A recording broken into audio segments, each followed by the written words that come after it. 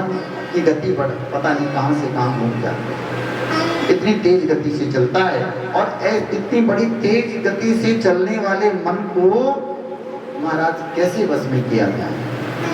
आचार्य सुखदेव जी महाराज कहते हैं मन को वश में करना है तो 4 बातों का ध्यान देना है। मन को जीतना है तो पहले अपने आसन को जीतो, एक स्थान पे बैठने की आदत डालो। लेकिन महाराज एक स्थान पे बैठने की आदत ही नहीं। मंदिर में भी पूजा करने जाते हैं तो जल्दी जल्दी गए और बस बैठ गए, बैठे भी ना, ऊपर से ठाकुर जी पे जल चढ़ा दिया भोलेनाथ के, हर हर हर महादेव, हर हर भोलेनाथ।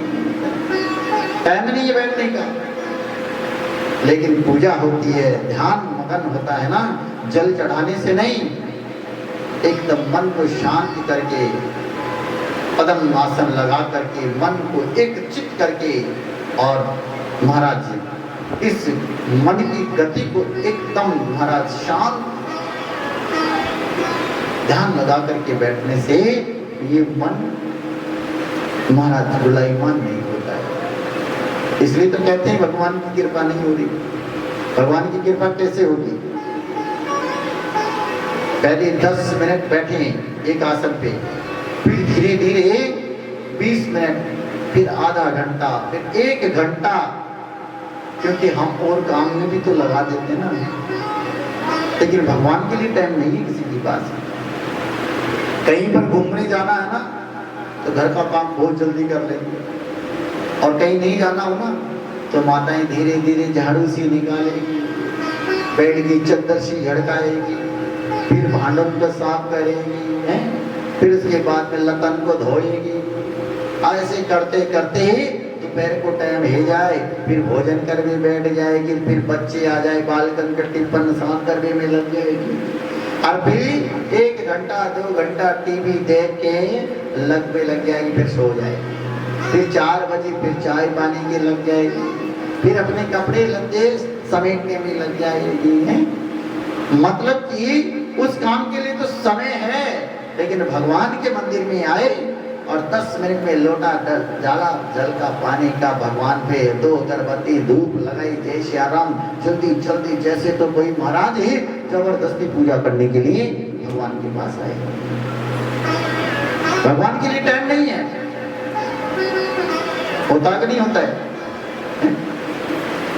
आज 3 दिन तो मुझे हो गए देखते हुए, कई माताएं आती है, सीधा लोटा लिया ठाकुर जी पे चढ़ाया, और भोलेनाथ को खूब मल मल के रगड़ के पानी का लोटा चढ़ा के बोले जय श्री राम।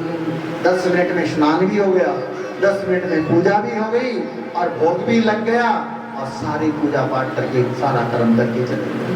भगवान कहते तुझे तो टाइम ही नहीं है प्यारी, बस आया आया गया, आया गया, आया गया। ठाकुर जी के लिए टाइम कहाँ है? ये तो पता नहीं कैसी कृपा होती है भगवान की कि आप कथा में भी बैठ जाते हो। नहीं तो कई बार तो ऐसा होता है कि कथा में भी सोचते हैं कि क्या करेंगे, सो जाओ। दोपहर में तो चैत के महीने में तो ऐसा होता है कि कूलर, बोले मेरे किडनी का ऑपरेशन होगा, क्या मेरा ऑपरेशन नहीं हो सकता है? होती है। अगर विश्वास है तो वो कण कण में विराजमान है, विश्वास नहीं तो कहीं पर भी नहीं, कहीं पर भी नहीं है महाराज। बोली राधा कृष्ण भगवान की। और एक ग्रस्त स्नान और एक है राक्षस स्नान। तो हम कौन सा स्नान करते हैं? राक्षस। कौन सा स्नान करते हैं हम? नहाना धोना कब होता है हमारा? सूर्य उदय के बाद में। हमारा नहाना धोना कब होता है?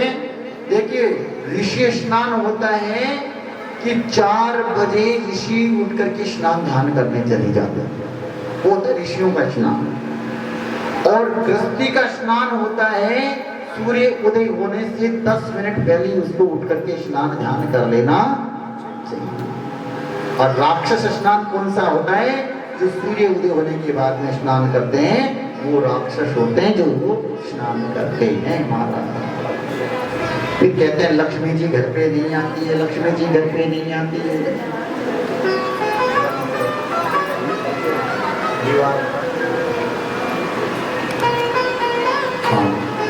फिर कहते हैं कि महाराज लक्ष्मी जी घर नहीं आती। पहले की बड़ी बूढ़ी माताएं हैं ना, सूर्य उदय होने से पहले घर के बाहर साफ सफाई कर लिया करती। घर के बाहर झाड़ू निकालना, गौ माताओं को चारा डालना, है ना, सूर्य उदय होने से पहले ब्रह्म मुहूर्त में, और फिर स्नान ध्यान करके फिर रसोई घर में जाया करते। आज की माताएं तो ना नहाए ना, तो जीवन भर चढ़ी रहे उतरे कभी नहीं। राम की भक्ति का नशा करो। इधर बेडरूम से उठे स्नान घर में चले गए, एक पैर तो बेडरूम में, एक पैर स्नान घर में, और फिर एक पैर को रसोई में रख दिया, खाने के लिए चले गए। नहाए धोए खाए, बेडरूम में आए, पड़ गए, टीवी देख लिया, और जैसे बाहर निकले, गेट से बाहर निकलते गाड़ी का हॉर्न बज गया, तब से गाड़ी में बैठ गए, कई रिश्तेदार के गए, एक पैर नीचे उतरे, तब दूसरे पैर में अगले का घर आ गया। अब परिश्रम तो कुछ किया नहीं, और फिर कहते हैं बीमारी लग गई हमारी। भैया आज जब चाकी के अंदर ही अगर कोई दाना डालेंगे तभी तो वो पिसेगा, अगर उसको जब तक घुमाएंगे नहीं ना, जब तक वो आटा नहीं बनेगा। इसलिए जब तक शरीर से मेहनत नहीं होगी ना, जब तक बीमारी पीछा छोड़ने वाली नहीं है। बोली राधा कृष्ण भगवान। अब तो मेडिसिन आ गया, स्नान करके एकदम शांत बैठ करके और उस परमात्मा का चिंतन करना, पूरा दिन आपका टेंशन से मुक्त हो जाएगा, पूरा दिन टेंशन से मुक्त हो जाएगा। बिना पैसे की दवाई है, लेकिन महाराज कहते हैं डॉक्टरों का घर कैसे चले, कथा करके मांग करके खाना लिखा हुआ है, तो आपकी बीमारी आपने उधर ट्रांसफर कर दी। अब उस बीमारी को अगर उस टैबलेट को दूसरा खाएगा तो वो क्या कहेगा, वो भी बीमार हो जाएगा। इसलिए किसी के भंडारे में भोजन करने जाओ तो जहाँ 50 रुपए का भोजन करो तो वहां कम से कम 10-20 रुपए उसके दान पत्र में डाल के आ जाओ, तो आपको दोष नहीं लगेगा, दोष नहीं लगेगा। इसलिए कहा कि महाराज ये व्यक्ति को ब्रह्म मुहूर्त में उठ करके स्नान ध्यान कर लेना चाहिए। 4 बातों का ध्यान श्री सुखदेव जी महाराज कहने लगे कि मानसिक चिंता और टेंशन मुक्त हो जाता है। सूर्य उदय होने से पहले महाराज व्यक्ति को उठ जाना चाहिए। करार ग्रीवस्ते लक्ष्मी, ऊंची बिरादरी के लोगों को भगवान मिलता है, आखिर भगवान मिलता किसको है? सुखदेव जी महाराज कहते हैं राजन, ना तो भगवान बिरादरी देखते हैं, ना भगवान कोई जात पात देखते हैं, ना कोई पढ़ा लिखा देखते हैं, ना कोई विद्वंता देखते हैं। अरे वो गजराज तो पढ़ा लिखा ही नहीं था, लेकिन भगवान का नाम का सुमरन किया, गो कहा, गोविंद कह नहीं पाया, इतनी देर में तो भगवान ने उसका उद्धार कर दिया।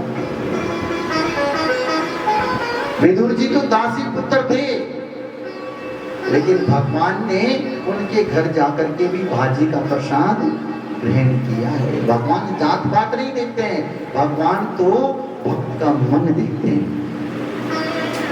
परीक्षित ने कहा कि भगवान जात पात बिरादरी नहीं देखते हैं, भगवान तो भक्त का मन देखते हैं। दासी के पुत्र विदुर के घर जाकर के, दासी के गर्भ से जन्म लेने वाले विदुर को भगवान श्री कृष्ण उनके घर जाकर के भाजी का प्रसाद ग्रहण किया है। परीक्षित जी महाराज पूछने लगे, परीक्षित बोले भगवान मुझे विस्तार से बताइए ना। आदरणीय श्री सुखदेव जी परीक्षित से कहते हैं कि राजन, दासी के पुत्र विदुर के घर जाकर के भगवान ने भाजी का प्रसाद ग्रहण क्यों किया? एक बार क्या हुआ कि पांडवों के साथ में कौरव जब अन्याय कर रहे थे और उन्हें लक्ष्य घर में जलाने का षड्यंत्र किया जा रहा था, तब कौरवों के पिता धृतराष्ट्र सामने बैठे हुए विदुर जी, विदुर जी सामने बैठे हुए विदुर जी ने कहा कि धृतराष्ट्र जी कहने लगे, देखिए भैया, मैं एक मंत्री होने के नाते नहीं, एक भाई होने के नाते नहीं, एक नागरिक होने के नाते मैं आपसे प्रार्थना करता हूं। विदुर जी बोले कि एक मंत्री होने के नाते नहीं, एक भाई होने के नाते नहीं, एक नागरिक होने के नाते एक आपसे मैं वार्तालाप करता हूं। अन्याय की बेल पे कभी हरी नहीं हो सकती। पांडव के साथ में जो तुम अन्याय कर रहे हो ना, ये ठीक नहीं है। पांडव कमजोर नहीं है। ये बात ही श्री सुखदेव जी महाराज राजा परीक्षित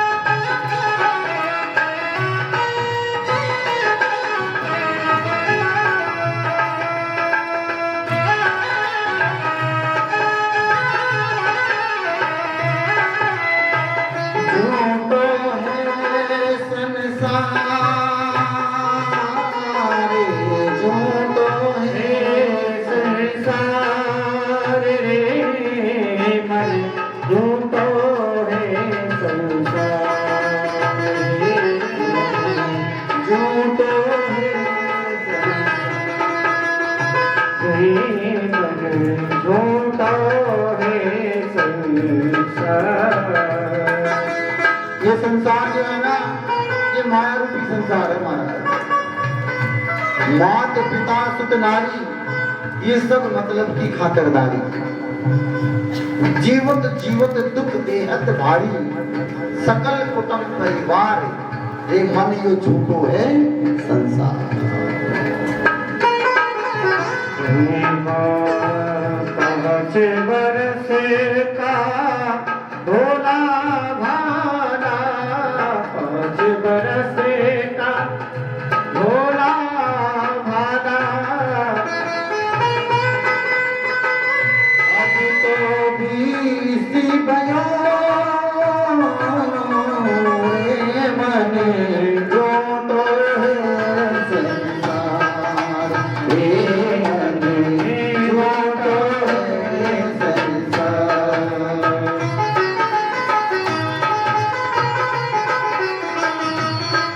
घर परिवार पालने के लिए देश विदेश जाता है व्यक्ति, और देश विदेश में जाकर के धन अर्जित करता है। 5 बरस का भाला, 5 बरस का भोला भाला, अब तो 20 भयो,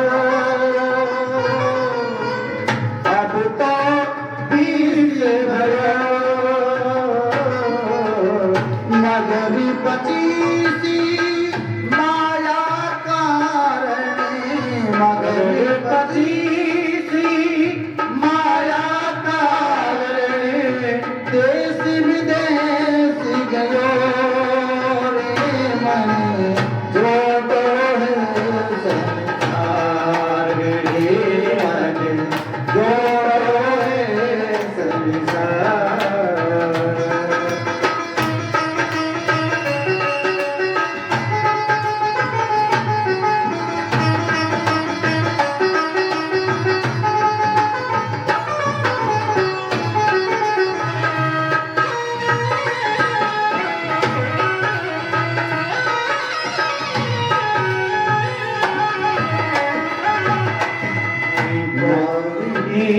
कोड़ी माया जोड़ी, कोड़ी कोड़ी माया जोड़ी, कोड़ी कोड़ी माया जोड़ी, कोड़ी कोड़ी माया जोड़ी, देश विदेश गयो,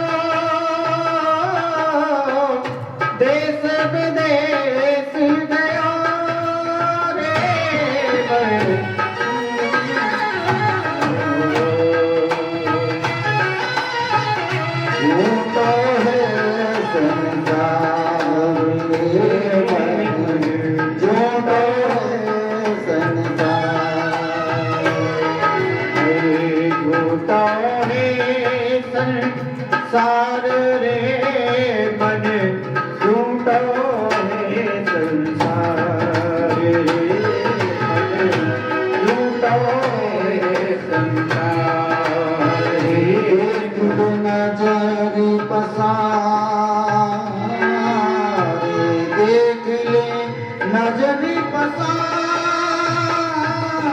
संसार झूठो है संसार, ये मन झूठो है संसार, ये मन झूठो है संसार।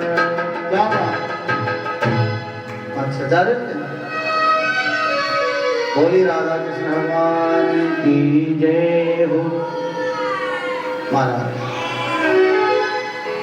रे मन झूठो है संसार,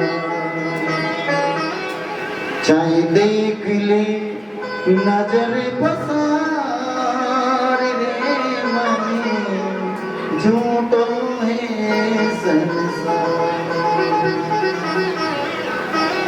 भाई बंधु फुट में कबीला, सब है स्वार्थ के ये संगा। माना सब कुछ त्याग करके विदुर जी चल पड़े और वहां जाकर के विदुर जी ने महाराज कुटिया में बैठ करके भगवान का भजन करने लगे और भजन करते करते 12 साल हो गए। 12 साल तक विदुर जी ने विद्वानी के साथ में रह करके भगवान का भजन किया है। शास्त्र ये नहीं कहता है कि गृहस्थ जीवन में रह करके तो परमात्मा को याद मत करो। शास्त्र कहता है गृहस्थी का जीवन पालन करते हुए भी उस गोविंद का नाम का सुमरण करते हैं। लेकिन महाराज हमें तो संसारिक जीवन में जीने की आदत पड़ी हुई है। उस पार ब्रह्म नारायण के लिए समय कहाँ है? तो यहाँ पर महाराज बड़े अद्भुत भाव के साथ में उन्होंने कहा कि 12 साल तक भगवान का भजन चलता रहा और उन्होंने क्या खाया महाराज? जो जंगल के पेड़ पौधे उनके पत्तों को पीस करके महाराज उन पेड़ों की छालों को घिस करके और उन घास की रोटियां बना करके और अपना आहार कर रहे थे। अन्न का स्वाद नहीं लिया उन्होंने भगवान का भजन का स्वाद लिया है। और जिसने भगवान का भजन का स्वाद लिया है उसको परमात्मा मिला है। हम तो भोजन का स्वाद लेते हैं कि सब्जी में नमक ज्यादा कम है तो स्वाद बिगड़ गया है। अगर कहीं पे रोटी अच्छी बनी है जल गई तो भी स्वाद बिगड़ गया है ना। कम मिर्च मसाला है तो भी स्वाद बिगड़ गया। स्वाद बिगड़ा नहीं है, अगर ज्यादा मसाले की चीज खा गए तो शरीर बिगड़ गया। ज्यादा तरीदार सब्जी खा गए तो कोलेस्ट्रॉल बढ़ गया। डॉक्टर कहेंगे कि आपकी बीमारी चालू हो गई है ना। तो श्री सुखदेव जी महाराज कहते हैं राजन दासी पुत्र विदुर जी 12 साल तक भाजी का प्रसाद ग्रहण किया, भगवान का भजन करने लगे, ब्रह्मचारी का पालन किया। ये शरीर जो मिला है ये भगवान का भजन करने के लिए मिला है मेरे भाई बहन। शरीर जो मिला है ना ये भगवान का भजन करने के लिए मिला है। लेकिन भजन कम होता है, भोजन ज्यादा होता है। कहीं कथा में कीर्तन में 4 घंटे बैठ जाते क्या कहे, मैं तो आज 4 घंटे कथा सुन के आई। 4 घंटे कथा सुनी आप तो। आज तो मैंने 4 धाम की यात्रा कर ली। यात्रा करने चले जाते हैं 4 धाम की, कितने बड़े उत्सव से जाते हैं। लेकिन वहां भी वहां भी तसल्ली नहीं होती, वहां भी किसी ना किसी की चुगली चलती ही रहती है। वहां भी चुगली निंद्रा ही चलती है हमारा। कई लोग तीर्थ पे जाते तो क्या कहते हैं कि भैया हमने ये छोड़ दिया, हमने वो छोड़ दिया, हमने वो छोड़ दिया। लेकिन जिसको अच्छी सब्जी नहीं लगे ना वो क्या कहेगी, यमुना जी में वह सब्जी छोड़ के चली आई। किसी को किसी चीज की आवश्यकता नहीं तो क्या कहेगी, मैं तो यमुना जी में तज के आ गई, गंगा जी में छोड़ के आ गई, ये चीज नहीं खाऊंगी और ये चीज कभी नहीं अपनाऊंगी जो अच्छी नहीं लगती है। लेकिन कभी कोई ये नहीं कहता है कि यमुना जी में मैंने झूठ छोड़ दी, गंगा जी में मैंने झूठ छोड़ दिया, चुगली निंदा करना छोड़ दिया, या किसी से देश भाव रखना छोड़ दिया, ये कभी नहीं कहेंगे। ये कभी ये विचार नहीं आएगा। लेकिन कहेंगे चार धाम की यात्रा करके आ गए, कहीं जाती है बसें हमारे यहाँ वृंदावन में जाती है ना, जब लेकिन फिर भी इसको संवारने सजाने में कितना पैसा लगा देते हैं महाराज, कितना पैसा।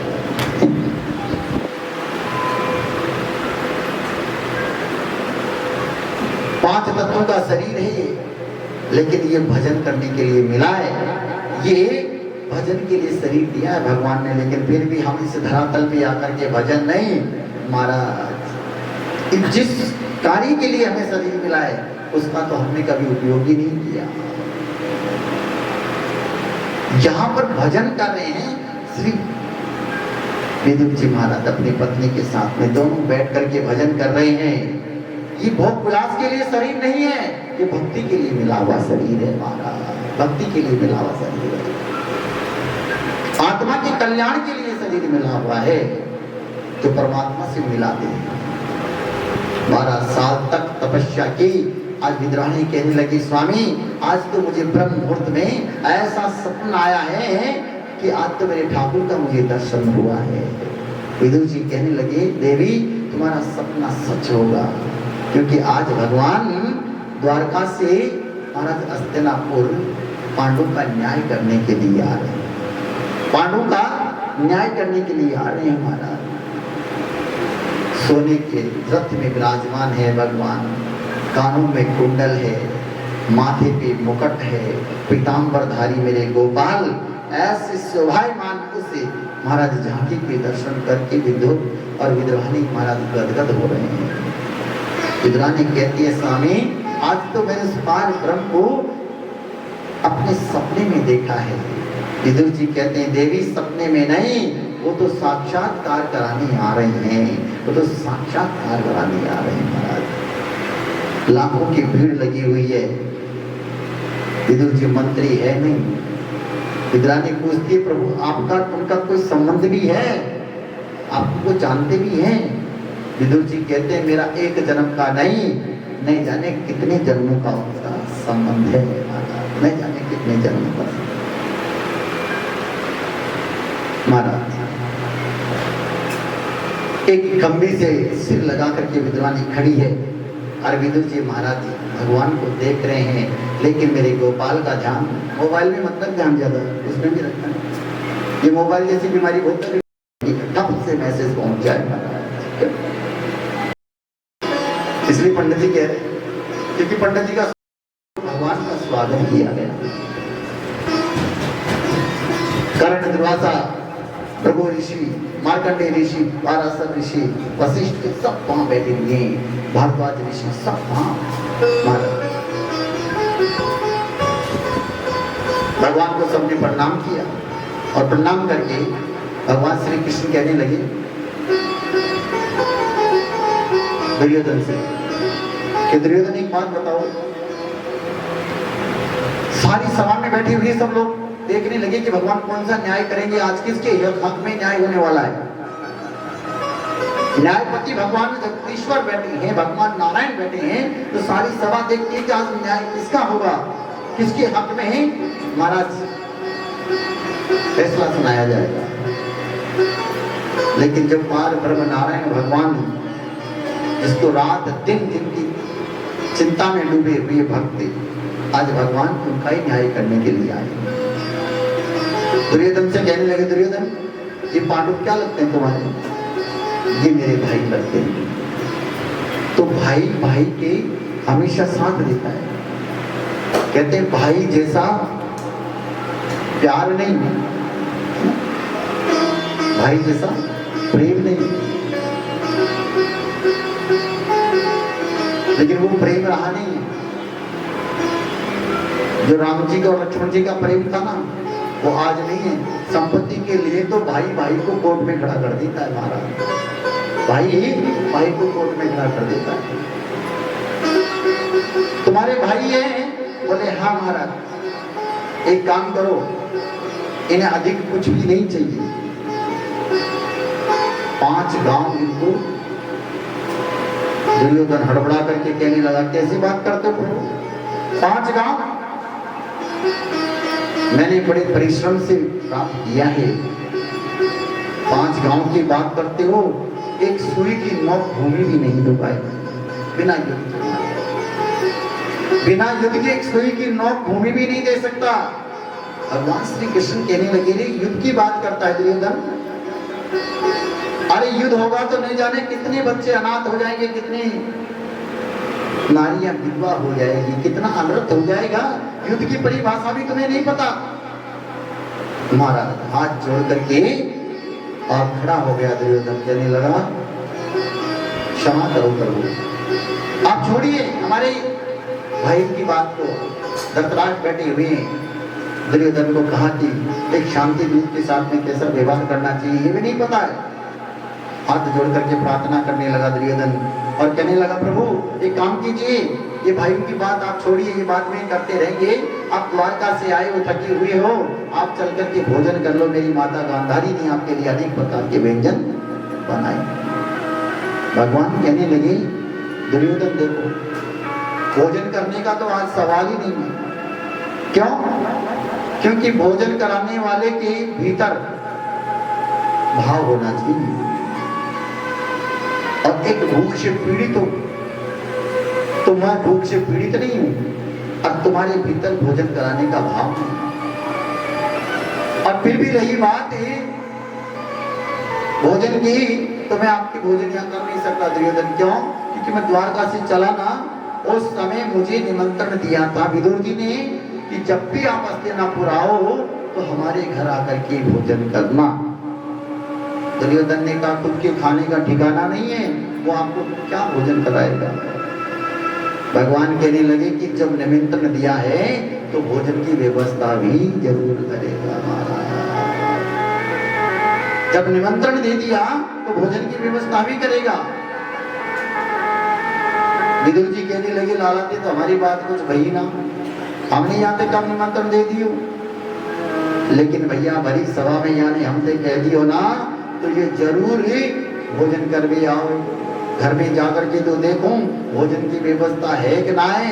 विद्रानी को जाकर के कहने लगे विदुर जी, अरे विद्रानी सुनती हो, आज तो बड़ी सभा में वह लाला ने हमसे कह दिया कि आज तो विदुर चाचा के घर जाकर के ही भोजन करूंगा।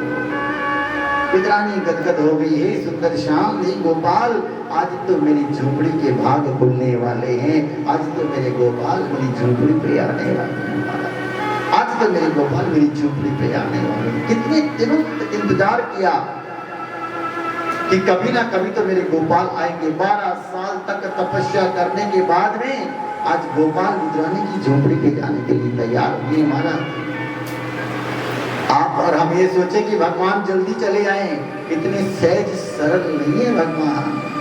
विद्वानी ने तपस्या की है, बड़े बड़े संत महात्मा बैठे हैं, प्रभु आप हमारे घर चल करके भोजन कर लीजिए। भगवान ने कहा नहीं, आज तो किसी के भोजन नहीं करना है, क्योंकि विद्रानी रोज कहती थी गोपाल, नित्य प्रति भगवान को भोग लगाती थी, हे गोपाल मैं रोज तुम्हें भोग लगाती हूँ, आपका और मेरा साक्षात्कार कब होगा। हे गोपाल कब आप मेरे सामने रहोगे और कब आप अपने हाथों से भोजन प्राप्त करोगे। प्रभु रोज हम भगवान को भोग लगाते ना, तो यही प्रार्थना करते हैं गोपाल जैसी भी लूकी सुखी है इसका भोग लगा देना। लेकिन प्रभु आपको हमने देखा नहीं, सिर्फ काल्पनिक मूर्ति में आपको प्राप्त कर रहे हैं। प्रभु कभी साक्षात्कार भी होगा तो भगवान कहते हैं मैं न जाने किस रूप में कब आकर के तुम्हारा बनाया हुआ प्रसाद का भोग लगा जाता हूँ। अगर मैं साक्षात्कार आके खड़ा हो गया तो फिर तो मुझे नहीं देख पाओगे, क्योंकि वैसी आंख हमारी नहीं है। ऐसी आंख नहीं है, क्या पता कहीं भी भगवान है। आज हम कथा कर रहे हैं, किस रूप में कहाँ आकर के वो बैठ करके हमारी कथा स्वयं की कथा सुन रही होगी, किसके रूप में आकर के कोई पता नहीं। अगर कोई कह दे कि भगवान नारायण आकर के खड़े हो गए तो एक भी नहीं रुकेगा यार, सारे भग जाएंगे, क्या पता कौन आया, पता नहीं क्यों आया। उसका दर्शन करना बड़ा मुश्किल है महाराज। भगवान चतुर्भुजी रूप में धारण हो जाए यहाँ तो क्या तुम देख पाओगे उनको? इसलिए भगवान कहते हैं कि पत्थर की मूर्ति में ही मेरा दर्शन करो। अगर साक्षात दर्शन कर लोगे तो तुम पागल हो जाओगे, फिर मुझे देखने योग्य नहीं रहोगे। ये सच्ची घटना है। वृंदावन में, निधि वन में आज भी भगवान राज करते हैं महाराज। और जिसने अगर भगवान को देख लिया फिर वो महाराज दुनिया को नहीं देख सकता है, क्योंकि परमात्मा को जिसने देख लिया वो तो परमात्मा में ही समा जाता है, फिर वो संसार में बताने के योग्य नहीं होता है। तो आज भगवान दुर्योधन ने कहा कि केशव उनका खाने का ठिकाना नहीं है, वो आपको क्या खिलाएगा? इधर वो आपको क्या खिलाएगा? बोली राधा कृष्ण भगवान की।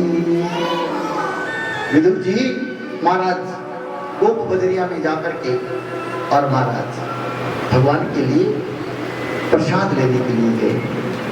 खोए के लड्डू, मावे के लड्डू, माखन के लड्डू। हे प्रभु, आज तो मेरा भाग्य ही भूल गया कि आज तो मेरे गोपाल मेरी झोपड़ी पे आएंगे।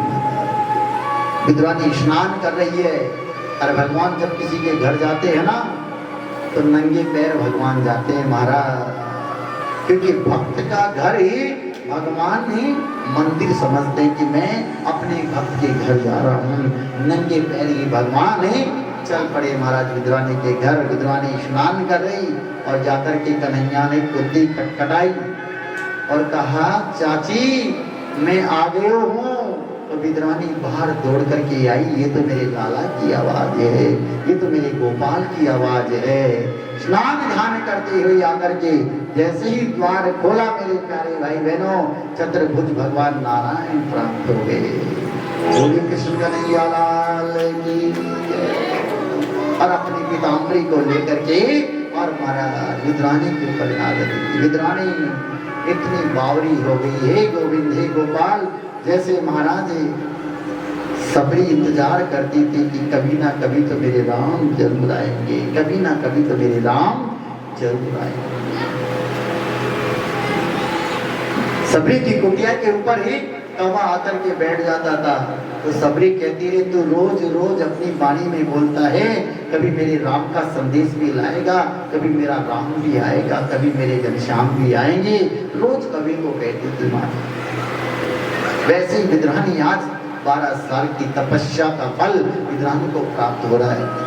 विद्रानी जैसे ही झोपड़ी में लेकर के गई और मेरे लाला को चारों तरफ घुमा दिया। कहाँ बिठाऊं आज मेरे गोपाल को? आज इस गरीब की कुटिया पे भगवान का आगमन हुआ है। मेरे प्यारे भाई बहनों, भगवान भाव के भूखे होते हैं, भगवान भाव के भूखे होते हैं। अमीरी गरीबी भगवान के लिए सब समान है, लेकिन भगवान कहते हैं कि जिसके भाव होगा वही मेरा पात्र होगा, और जिसमें भाव नहीं वो मेरा नहीं हो सकता है।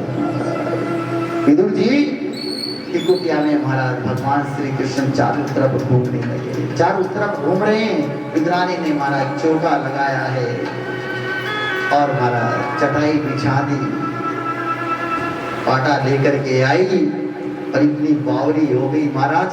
भगवान श्री कृष्ण के लिए सीधा पाटा बिछाना था, लेकिन मेरे गोपाल को उल्टे पाटे पर ही बिठा दिया महाराज। और भगवान उल्टे पाटे पे बैठ गई। उनको ये भी पता नहीं कि मैं उल्टे पाटे पे बैठा हूँ या उल्टे पाटे पे बैठा हूँ। टकटकी लगा के विद्रानी को देख रहे हैं और विद्रानी भगवान श्री कृष्ण को चढ़ाया, वो साथ सभी का तोड़ दिया और गिरधर गिरधर गाया। साथ सभी का तोड़ दिया और गिरधर गिरधर गाया। वो साथ सभी का छोड़ दिया और गिरधर गिरधर गाया। साथ सभी का छोड़ दिया और गिरधर गिरधर गाया। अरे वो तो ऐसी भई बावरिया हो, वो मेरा दीवानी हो गई, मेरा दीवानी हो गई, ओ मेरा बंदानी हो गई।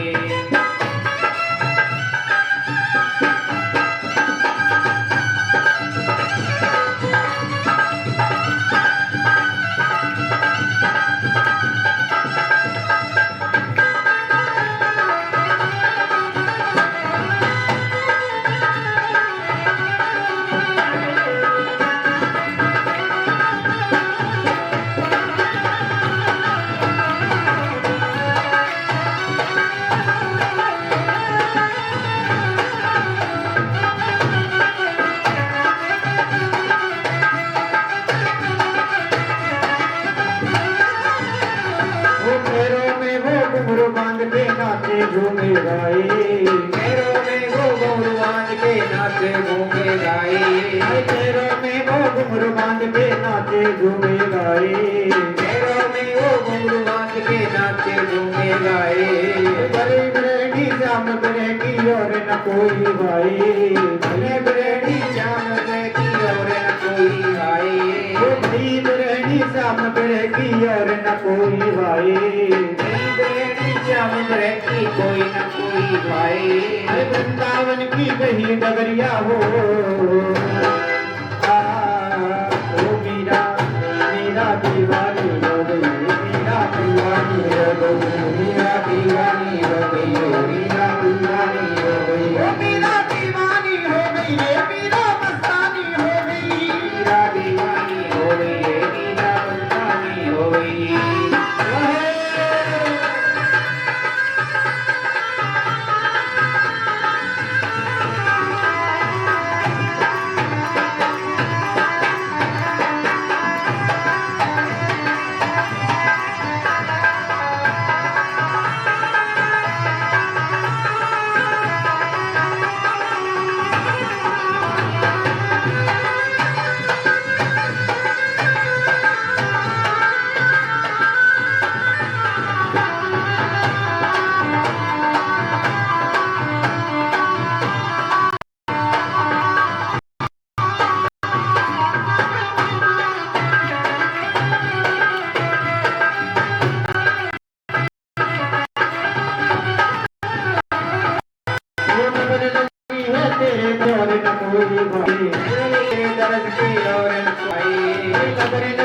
तेरे दर्श की और न कोई भाई, लगने लगी है तेरे दर्श की और न कोई भाई। वो गली गली तुझे ढूंढत डोलो कहीं न तू कहीं पाए, गली गली तुझे ढूंढत डोलो कहीं न कहीं पाए, गली गली तुझे ढूंढत डोलो कहीं न तू कहीं पाए, गली गली तुझे ढूंढत डोलो कहीं न तू पाए। वो तेरे दर का पीते मारिया हो ओ मीरा, ओ मीरा, ओ मीरा दीवानी हो गई, मीरा मस्तानी हो गई, मीरा दीवानी हो गई, मीरा मस्तानी हो गई, मीरा दीवानी हो गई, मीरा मस्तानी हो गई, मीरा दीवानी हो गई, मीरा मस्तानी हो गई।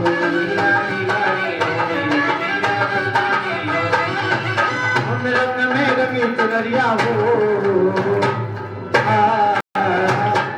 मीरा दीवानी, मीरा मस्तानी हो गई, मीरा दीवानी हो गई, मीरा मस्तानी हो गई, मीरा दीवानी हो गई रे, मीरा मस्तानी हो गई, मीरा दीवानी हो गई रे, मीरा मस्तानी हो गई। और कहने लगी मीरा, वृंदावन ससुरा मेरी, वृंदावन ससुरा सवार राणा तेरी नगरी, वृंदावन ससुरा सवार काना तेरी नगरी, ओ तेरी नगरी, तेरी नगरी, तेरी नगरी है राणा तेरी नगरी, ओ तेरी नगरी है राणा तेरी नगरी, वृंदावन ससुरा सवार राणा तेरी नगरी, वृंदावन ससुरा सवार राणा तेरी नगरी।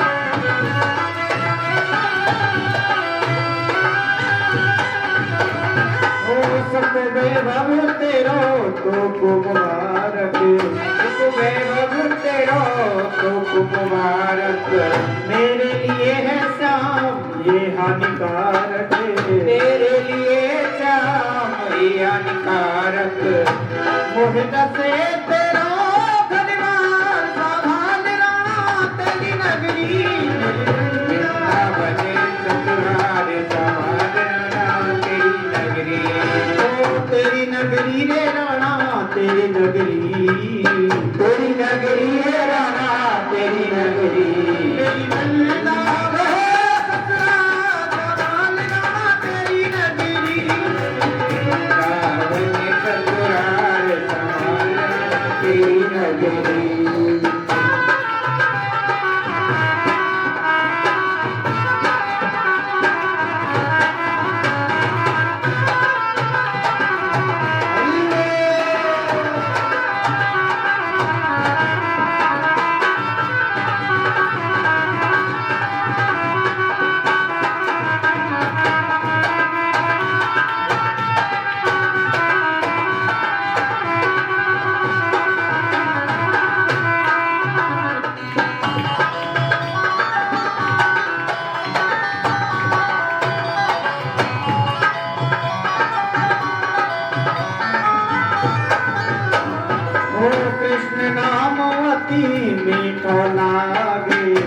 कृष्ण नाम अति मीठो लागे। ये हमारे भगवान जी हैं राजस्थान पुलिस में विजिलेंस में। अभी प्रोग्राम था इनकी कॉलोनी में कथा का, तो ये यजमान बने थे भगवान जी यादव है। बहुत अच्छा प्रोग्राम हुआ था और बहुत ही अच्छी सेवा। दोनों मियाँ भी पुलिस डिपार्टमेंट में होकर के भी इतने सीधे और सरल है। भगवान पे कृपा बनाए रखे। बहुत बहुत धन्यवाद। हमारे बीच में भगवान जी का आगमन हुआ है। बोलिए राधा कृष्ण भगवान की जय हो। कृष्ण नाम अति मीठो लागे, कृष्ण नाम अति मीठो लागे। पुण्या को सुख भी को लागे, पुण्या को सुख भी को लागे। मोहे ना भावे संसार, मोहे ना भावे संसार। सहाल रामा तेरी नगरी रहे, सावन ससुराल सहाल रामा तेरी नगरी रे राणा, तेरी नगरी, तेरी नगरी ओ राणा, तेरी नगरी। सावन ससुराल सहाल रामा तेरी नगरी, सावन ससुराल सहाल रामा तेरी नगरी।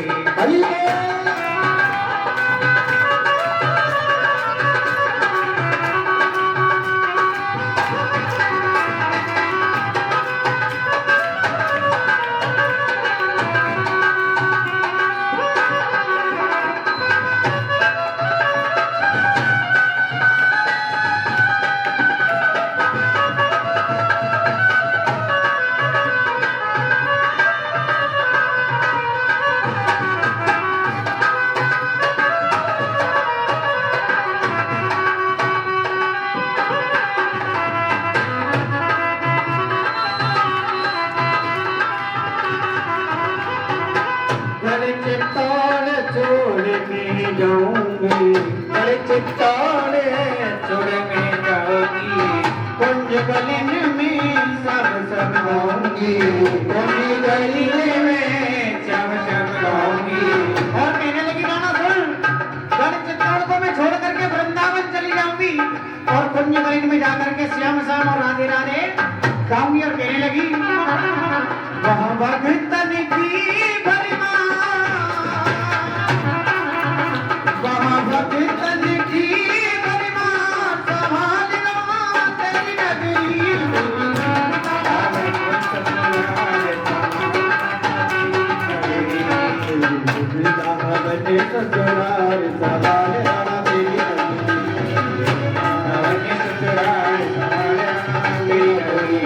तेरी नगरी राणा, तेरी नगरी राणा, तेरी नगरी। बोले राधा कृष्ण भगवान की जय हो। जय जय श्री राम। महाराज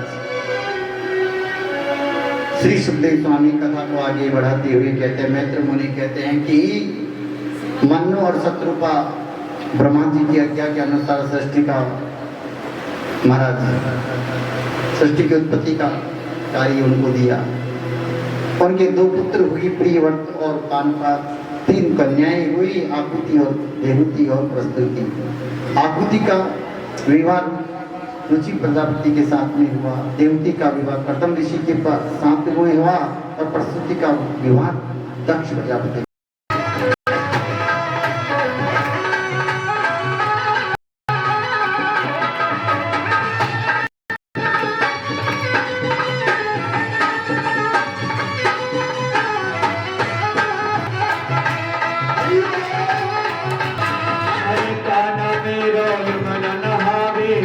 मछली बन जाओ, काना रो यमुना नहावे, मैं मछली बन जाओ। मेरे चरणन ते मैं सुलिप तू जीवन सफल बनाओ। चरणन ते मैं लिप तू जीवन सफल बनाओ। मर्दानी बन जाऊंगी, मर्दानी बन जाऊंगी, मर्दानी बन जाऊंगी, मर्दानी बन जाऊंगी।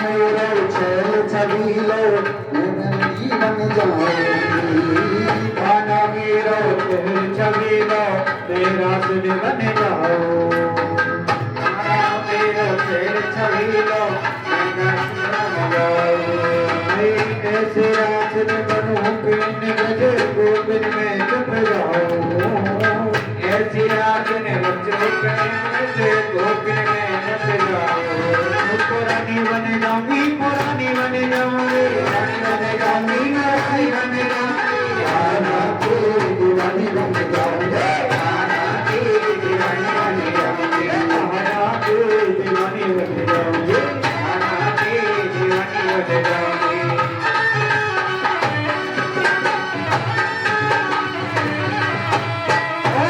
वक्त देता है ना करके बड़े भाव के साथ में कह रहा है काला काला कहे गुजरी काला काला कहे गुजरी काला काला काला काला कहे गुजरी काला काला काला काला कहे रे गुजरी अरे मन सारे काज कर कर रंग दे मोर नीर दर करे अरे रंग दे मोरनी दुल्हन करे हरि रंग दे मोर नीर दर करे मोर नीर दर करे हरि रंग दे मोर नीर दर करे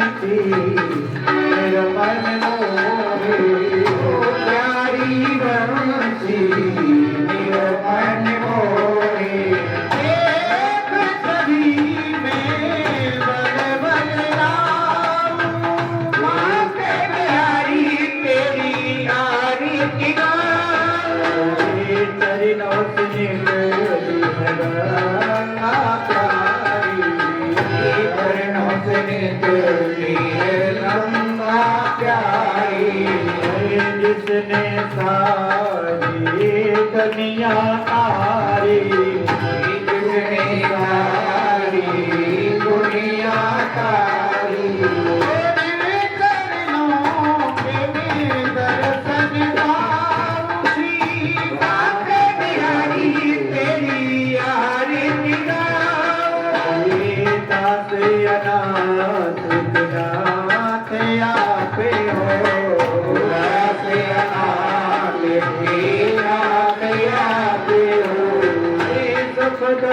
जीवन प्यारे जीवन प्यारे